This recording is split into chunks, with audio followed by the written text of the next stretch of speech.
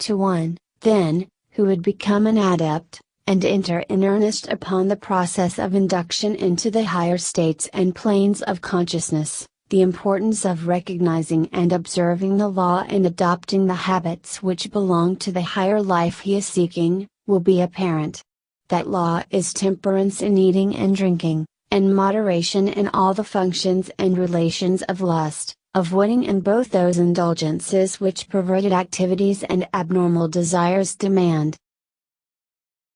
The 3 specific occult steps.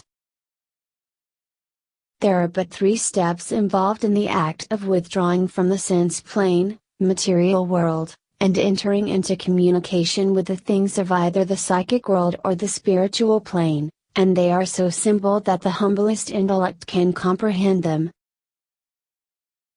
The first is to bring the activities of the personal ego into absolute stillness, by diverting or withdrawing the attention and thought from everything relating to things for the sense life, and centering them upon the specific object chosen for interior contemplation.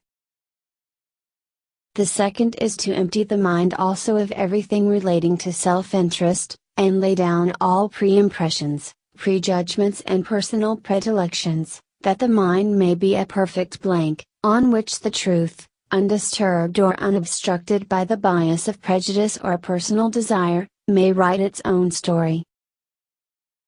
The third is to firmly hold the mind in this unbiased receptive attitude upon the object in the full expectation of thus receiving the desired truth.